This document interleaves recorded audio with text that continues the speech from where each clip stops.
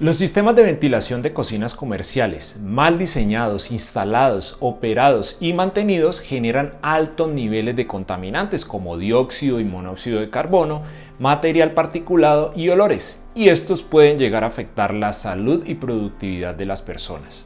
Y ni que hablar de la afectación que puede llegar a tener en la seguridad de la edificación. Hoy abordaremos los factores clave a la hora de diseñar un sistema de cocinas comerciales que sea eficiente energéticamente y que ofrezca una buena calidad de aire interior, no solamente en la cocina, sino en el resto de la edificación.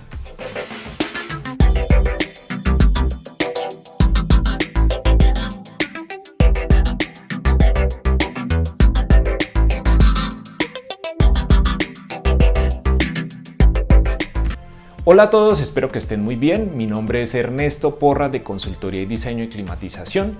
Recuerden que me pueden seguir en mi perfil personal de LinkedIn o seguir las redes sociales de Consultoría y Diseño y Climatización, también en LinkedIn, Facebook e Instagram. Por supuesto, visitar nuestro blog en www.consultoriaenclimatizacion.com.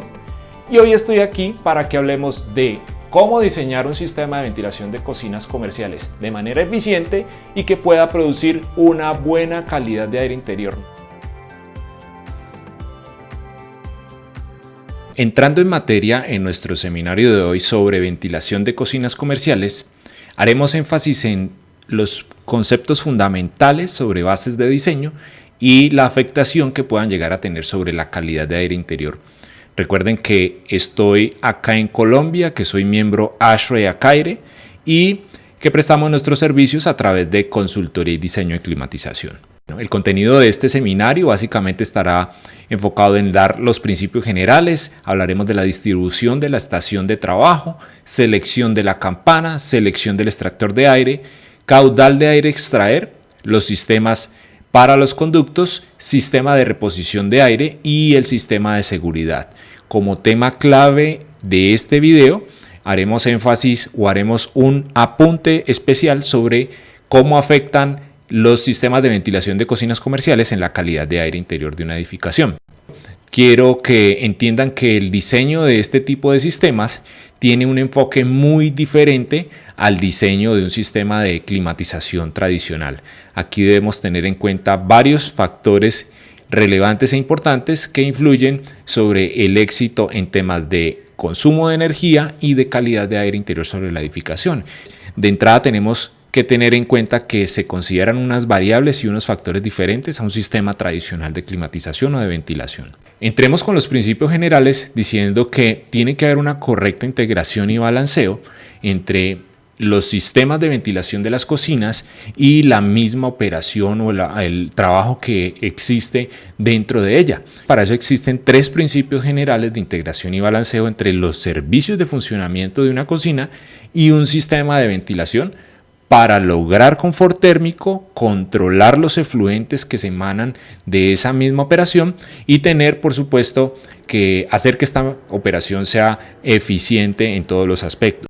Dentro de esos principios generales vamos a hablar, uno es que la edificación debe tener una leve presión positiva, se recomienda más o menos un 0.005 pulgadas de columna de agua con respecto a la atmósfera para prevenir infiltraciones de aire exterior contaminado, insectos y cargas térmicas adicionales. Como principio general número 2, toda cocina debe siempre tener una leve presión negativa. Se estima que mínimo un 0.001 pulgadas de columna de agua con respecto a áreas adyacentes con el objetivo de mantener los olores dentro del espacio de cocina y que no contaminen las áreas vecinas. Este es un factor bien importante porque hay muchas quejas respecto a temas de olores en un sistema que no se diseña bien desde un principio. Y 3, el diseño del sistema de aire acondicionado de la cocina debe evitar que el aire suministrado sea retornado y distribuido nuevamente en otras áreas que no sean de la cocina. Este es un error muy típico en este tipo de sistemas, es que los sistemas de aire acondicionado combinen o retornen ese mismo aire de la cocina y lo distribuyan en otras áreas que no tienen que ver nada con la cocina. Entonces, un punto clave a tener en cuenta es que idealmente los sistemas de aire acondicionado para cocinas deben ser separados totalmente del resto de sistemas de aire acondicionado de otras áreas. Ojo, Tengan en cuenta esto, separen todos estos sistemas o controlen muy bien el tema de distribución para que no vaya a haber contaminación cruzada con el aire que van a manejar precisamente y específicamente para la cocina, con el aire que tengan que distribuir en otras áreas que no tengan nada que ver con esta operación. Entrando un poquito a la distribución de la estación de trabajo, aquí hay que hacer énfasis y decir algo bien importante, y es que los equipos de la cocina deberán tener o deberán ser seleccionados, diseñados o deberán apoyarse técnicamente por los mismos fabricantes los equipos para hacer la cocción, para hacer la producción de los alimentos. Y en este sentido, pues estos equipos en gran medida determinarán el caudal de aire extraer que necesitamos para una correcta operación. Aquí vamos a ver 7 factores importantes a tener en cuenta a la hora de hacer esa distribución de la estación de trabajo. 1. Los equipos de trabajo pesado como las parrillas deberían estar ubicados en el medio de la estación de trabajo. 2. Los equipos de trabajo liviano como hornos deberían estar ubicados al final de la estación de trabajo o en los costados, en los laterales. 3. Sellar el espacio que queda entre la parte trasera de los equipos y la pared. 4. Minimizar el espacio entre los equipos de la estación de trabajo permite maximizar el tramo de campana que sobresale de la estación de trabajo. Esto nos permite tener una captura más efectiva y si logramos hacer una distribución efectiva de esos espacios, vamos a tener una campana más pequeña y por ende vamos a necesitar un caudal de aire mucho más pequeño. Eso se traduce también en un equipo y en un sistema de conductos también más pequeño. 5. Instalar las campanas con la mínima altura práctica posible para mejorar la efectividad en la captura de contaminantes. En algunos otros videos les he mencionado que entre más cerca de la fuente de contaminación estemos, más efectiva va a ser su captura. Número 6. Usar paneles laterales o paredes laterales a las estaciones de trabajo. Esto mejora mucho la efectividad de captura en la campana y en temas de eficiencia energética. Y 7. Inyectar aire de reposición a baja velocidad. Inyectar el aire de reposición a altas velocidades. Esto genera unas corrientes de aire que hacen que sea ineficiente la captura de los contaminantes. Entonces, las velocidades de aire cerca de la campana no deben ser superiores en lo recomendado a 75 pies por minuto. En términos ya de la selección de la campana, los principales factores que afectan este punto van a estar dependiendo de las tasas de extracción o el caudal de aire, los requerimientos de reposición de aire que vayamos a necesitar, los cálculos de ganancias y pérdidas de calor y el uso total de la energía de los sistemas. Vamos a ver 4 pasos fundamentales o 4 cosas que hay que tener en cuenta a la hora de seleccionar adecuadamente nuestra campana. Entonces empecemos con el número 1, que es definir si la campana es tipo 1 o tipo 2, dependiendo del uso de los equipos de la estación de trabajo o el mismo proceso. 2. Se debe determinar el estilo de la campana, por ejemplo, de pared, de isla simple, de isla doble, etc. Ahorita vamos a ver cuáles son esos ejemplos. 3. Establecer opciones de ahorro de energía, llámese paneles laterales, control de demanda en el sistema de ventilación, etc. 4. Realizar un análisis del costo de ciclo de vida. Como cualquier proyecto, hay que analizar los números, el ciclo de vida, cuánto es la inversión inicial, cuánto es la operación de nuestro sistema. Entonces aquí podemos ver las campanas tipo 1 generalmente son de tipo pared. Como ustedes ven en las imágenes que están en pantalla, pues es básicamente una estación de trabajo y una campana que está adosada a una pared. Campanas tipo 1, que son las campanas que generalmente están destinadas a extraer efluentes que vienen con grasa y a altas temperaturas, sobre todo efluentes que están cargados de grasa. Para eso se utilizarán las campanas tipo 1. Dentro de las tipo 1 también están las tipo isla simple, que como ustedes ven van a ver está una estación de trabajo y una campana suspendida en medio de la cocina. No está lateralmente soportada a una pared, está generalmente suspendida en el cielo falso o en el techo de la misma cocina. Las de tipo isla doble es porque tienen dos hileras de estaciones de trabajo y por supuesto esto pareciera como dos campanas de isla simple juntas. Y existen otros tipos de campanas como las eyebrow, las passover, las back shelf, que como ustedes ven en las imágenes son campanas que para estaciones un poco más pequeñas donde la demanda de trabajo, la carga que van a requerir estas campanas va a ser menor a unas campanas donde se tengan muchos equipos, trabajo pesado, parrillas que generen mucho humo, mucha contaminación, mucha grasa. Estas campanas son más destinadas a eso, a un trabajo un poco más liviano, a pesar de que son tipo 1. Y las tipo 2, este tipo de campanas se clasifican en campanas para horno y campanas para condensados. Básicamente no manejan efluentes contaminados de grasas. Entonces, como ustedes ven en la imagen, son pues unas imágenes representativas muy sencillas, pero básicamente manejan un aire con una alta temperatura, pero no viene cargado de grasas. En términos de filtración de aire, las campanas pues todas deben venir con una filtración para separar la grasa que se encuentra mezclada en ese aire. También cumplen un papel importante en cuanto a salubridad y como barrera contra el fuego, ya que minimizan esa propagación de un posible incendio por la campana y los conductos de extracción. En términos de la selección del extractor, los parámetros mínimos para seleccionar el extractor recomendados deberán ser tener en cuenta la cantidad de aire, por supuesto, que va a extraer en términos de CFM o metros cúbicos hora, según las unidades que se estén usando, la presión estática externa del sistema, hay que calcular cuáles son esas pérdidas que debe vencer nuestro ventilador, el tipo de extractor de acuerdo con la necesidad o las limitaciones que tenga el sitio, chequear los niveles de ruido del ventilador, verificar las características eléctricas del sitio donde se va a instalar para determinar el voltaje adecuado. Ustedes ven en la tabla con las imágenes que está en la parte izquierda de la pantalla que generalmente los ventiladores más usados o extractores más usados para este tipo de aplicación están los de descarga vertical, los más comunes son los de tipo hongo, están también los ventiladores en línea o un centrífugo, pero que son de aplicaciones específicas para cocinas. Siempre que vayan a usar un software de selección o un catálogo de selección, verifiquen que estén orientados a manejar aire contaminado, específicamente de grasas provenientes de cocinas. En términos del caudal de aire a extraer, el caudal de aire a extraer máximo se calcula de acuerdo con lo especificado por el estándar 91 de ASHRAE. Esto es uno de los métodos o una de las formas recomendadas. Los fabricantes generalmente tienen o software o tablas o han hecho o han desarrollado estudios propios y mediciones propias y sacan sus propios parámetros, pero al menos tomando una fuente oficial como es ASHRAE, podemos basarnos en el estándar 91, el cual establece los requerimientos de aire a extraer en términos de pies cúbicos por minuto por pie lineal de campana. Eso es CFM por pie, dependiendo del tipo de campana y del trabajo que ésta vaya a realizar. La tabla que ustedes ven a mano derecha de la pantalla van a encontrar que se tiene en la columna izquierda el tipo de trabajo. Entonces vamos a ver los equipos de cocina.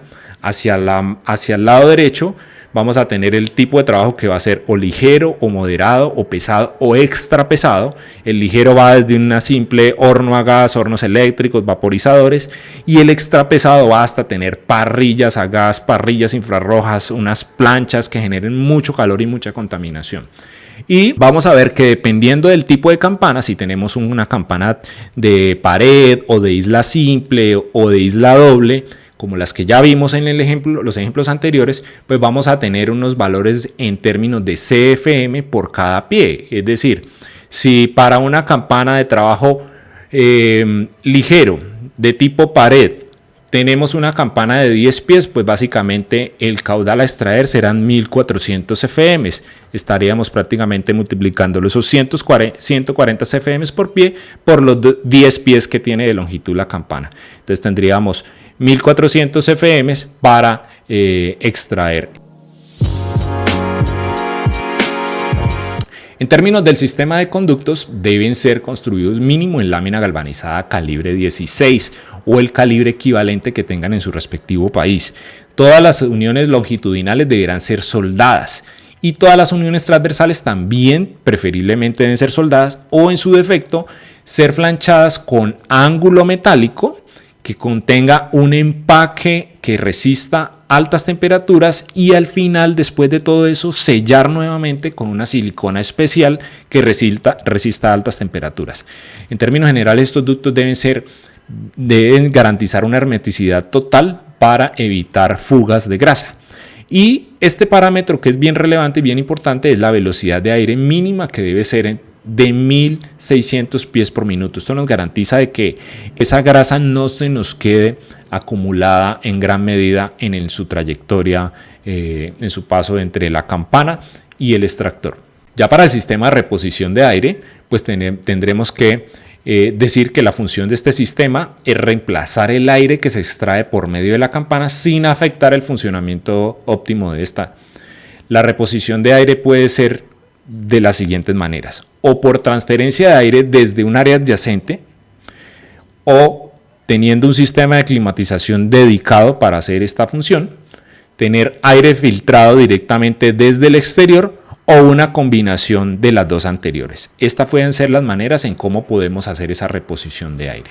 Y aquí quiero hacer un llamado muy especial. Aprovechando el Día Mundial de la Calidad de Aire Interior, debemos decir que si estos sistemas no son bien diseñados, bien instalados, bien operados y bien mantenidos, pues va a tener terribles consecuencias en términos de calidad de aire interior. No solamente para las personas que están laborando allí, porque se tienen estudios donde se pueden tener altas concentraciones de monóxido y dióxido de carbono, material particulado, también obviamente los olores. Eso va a generar unas afectaciones en la salud de las personas y por supuesto en su misma operación a la hora de realizar su trabajo. Y ni que hablar de los sistemas adyacentes a los de las cocinas. Si no logramos dar un manejo adecuado a ese aire contaminado y por supuesto a las tomas de aire nuevo que van a necesitar esos sistemas de climatización para su renovación de aire, pues definitivamente estaremos generando una fuente de contaminación bien importante en los demás sistemas. Entonces, para evitar al menos en gran medida esto, para los sistemas que requieren una toma de aire exterior nuevo, sistemas de ventilación, ya sea el mismo que va a tener la cocina o de otras áreas del edificio, pues se deben tener en cuenta que las tomas de aire exterior de todos los sistemas de climatización deben estar tan lejos como sea posible de las fuentes de ese aire contaminado. Ese aire que estamos extrayendo debe estar bien lejos. Hay unas fuentes de referencia como son el estándar 62.1 de ASHRAE o el NFPA 96 para determinar cuáles son esas distancias mínimas a tener en cuenta para garantizar de que esa fuente de aire contaminado, que es la extracción, el aire que estamos extrayendo de la campana, pues no vaya a terminar bypaseándose o siendo tomado por una toma de aire exterior nuevo para renovar aire en otras áreas. Entonces ustedes ven allí que dependiendo de la ubicación de las tomas de aire y de la fuente de aire contaminado, pues hay unas distancias mínimas que deben tenerse en cuenta. Adicionalmente, y como recomendación personal, les sugiero que tengan en cuenta las direcciones de los vientos en la ubicación donde ustedes tengan el proyecto. Evalúen en qué dirección se mueven principalmente los vientos y tengan en cuenta esto a la hora de ubicar las tomas de aire exterior y la descarga de ese aire contaminado. Y en términos de protección contra incendios, ya para ir cerrando este seminario, pues es un sistema bien importante y cumple una función muy relevante en un sistema de extracción de cocinas, un sistema de ventilación de cocinas. El estándar NFPA 96 exige que el equipo de extinción de incendios sea automático con el fin de proteger las personas, equipos de cocina, campanas, ductos y extractores. Estos sistemas no deberán depender del fluido eléctrico para accionar, entonces deberán estar al menos incluidos en el sistema de emergencia del edificio. Los sistemas contra incendios y todos estos parámetros que les acabo de mencionar anteriormente son claves y son relevantes para evitar accidentes en las cocinas. Estos accidentes son muy frecuentes y es porque no se tienen en cuenta desde el diseño estos parámetros que son fundamentales y básicos.